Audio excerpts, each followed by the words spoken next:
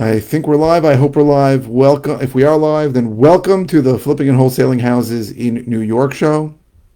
I'll say that again because it just flipped.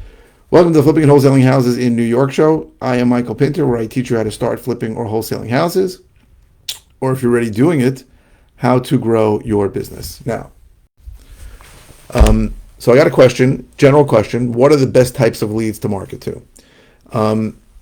And it really depends where you are. But the best type of leads, so let's say you're in a place with incredible market data, right? You can get anything. If I could get any data, and I'll tell you afterwards why I can't get it in New York, I would say the best types of leads are absentee owner leads, where they've owned the property a long time, tax delinquent leads, where they're not paying the property taxes, which usually means there is not a first mortgage, because most first mortgage lien holders will pay the taxes. Code violation lists, those are great, because those are people that are not taking care of their property. What else? So in certain states, pre-foreclosure is very, very good, because states like Texas, Georgia, Missouri, I'm not talking about Mississippi, those are states where foreclosures go real fast. If someone gets into foreclosure, you approach them and they're rearing to go because they're losing the house. And if they have any equity, which you can try and figure out if they do, it's not so easy, right? Because all you're going to see is when they took a loan out, but you're not going to know how many payments they missed or when they stopped making payments. But if you can figure out really what their equity is accurately, and I say that with a lot of caveats, because a lot of the equity filters on good software, so PropStream or Listability, a lot of that equity is a guess. Okay, equity is very often a guess.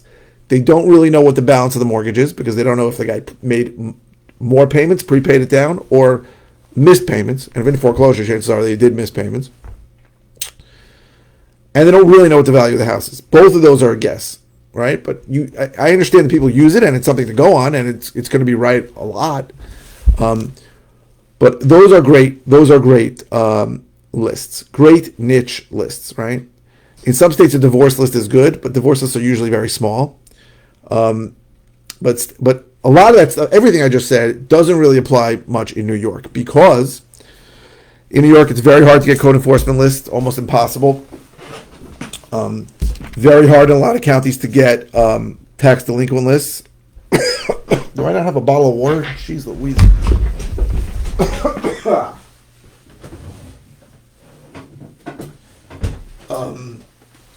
And what I said about equity is even more important in New York, where the foreclosure could take 10 to 15 years.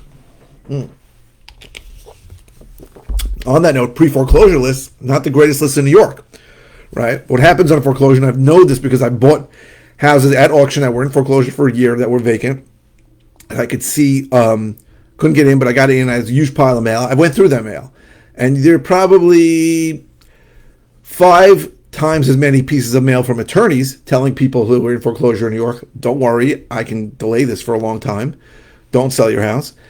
As there are 5 times as many of those as there are letters from other investors saying, I want to buy your house.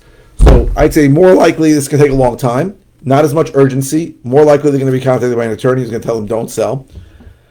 So I mean, eventually they'll sell if they don't make the payments, if they don't get a modification, or if they don't get current, or something like that happens. But you've got to understand that those are really good lists. And what you really should do is, if you can get good niche lists, so code enforcement, tax delinquency, absentee owners that don't, out-of-state owners, and you stack those lists, which means you put them into a program. So there's batch. I use batch services. They stack my lists. There are a lot of other services. Invelo will stack lists. There are services that'll stack lists, and if you can stack them and you can get the people that show up on multiple lists or on many lists, then you really are looking at people that are more likely to sell than almost anything you have. Now, back to New York. So I pay a lot of money for the Audantic list, which is a predictive data list. They will not tell me what they do. I mean, they tell me what they do, but they won't give me the secret sauce. What they say they do is they look at properties that they believe sold to investors. They cull hundreds of data points of things that were going on with these people, and they try to predict what will happen in the future. It cost me a fortune because I can't get those lists. Now, what list can you get in New York? So you can get absentee owners, vacant properties. You can get elderly people who have lived in the property a long time, who have loans for a long time. That you can get. You can get the pre-foreclosure list in New York, although I told you it's not going to be as even remotely close to as good as in certain states. So you can get broader lists, and that's really what we're stuck with, right? People said to me, "What about the driving for dollars list?" I said, "Listen, New York is really unique because of how long it takes for a foreclosure to happen, and I would say you got to be very careful with a driving for dollars list. Sometimes they're good, but very often you got to do the research before. So you see a house that's in disrepair. I found 100% of I had a period of time where I had a deal machine account. I had people driving for me, and they did about 600 houses. And and Deal Machine says 600 houses to get a deal. So I'm like, okay, great, let's do 600 houses. Every single house that I got fell into one of four categories that to me makes it pretty much not a deal. One was they were bank owned, so the bank had already taken it back. That means it's not a deal. Either the bank's going to fix it up or the bank's going to sell it on MLS. They were already investor bought, so it had gone to auction and an investor had bought it. Not a deal, obviously. Someone else is going to try to make the money that you wanted to make. It was incredibly underwater, so I'm talking about like property owed over $1 million. I couldn't pay more than $200,000 for it. So can you work a short sale? Yeah, first find the owner and see if they'll even sign the paperwork. And the other one was reverse mortgage. So a lot of dead people with reverse mortgages. So reverse mortgages, I'm one of the few people that understands how reverse mortgages work. I did them, I was in the mortgage business for 17 years. I do. They were a good product. It's dramatically changed today. Much harder to get one. But the problem with a reverse mortgage is you really have no idea what the balance is on the loan. So when we did reverse mortgages, most of them, we recorded 150. The mortgage that got recorded was 150% of the maximum allowable proceeds. So if a borrower was allowed to get $400,000, we would record a mortgage for $600,000. A couple of issues though. You don't know how much they took. The borrower may have took no money, which is very rare. Borrower may have took $100,000. So you have a $600,000 mortgage, but only a $100,000 balance, and maybe it's been around for 10 years. Balance only $200,000. That's great. But they might have taken a max, in which case at $400,000, it's been around for 10 years, is $800,000 balance. So you don't know.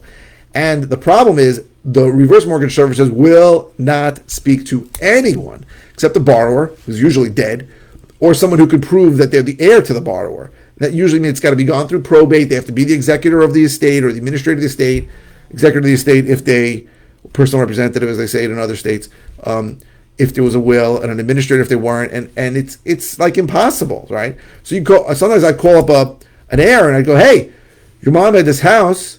I think there's some money in it," and they'll be like, "I don't know," and I'd be like, "Okay, whatever. Can you just get the balance for me?" And they were like, "Okay, I'll call." They call, and the reverse mortgage servicer wouldn't even give them the number.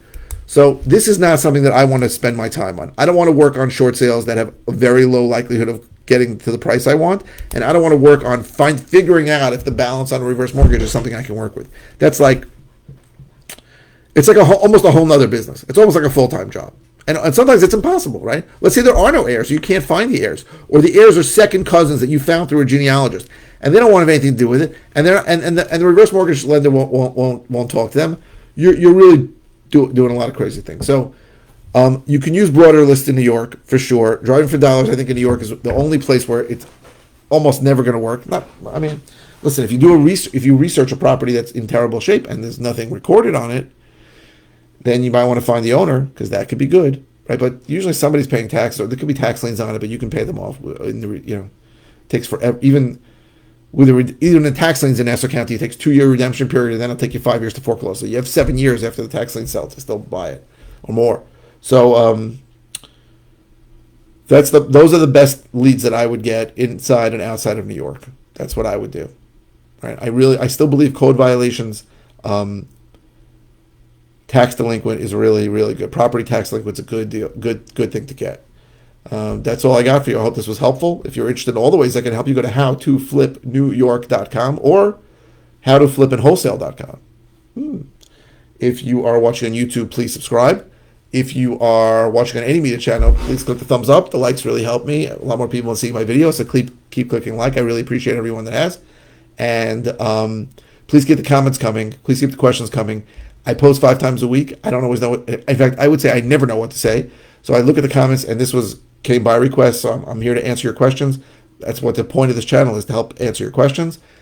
So please keep the questions coming. Thank you very, very much for watching.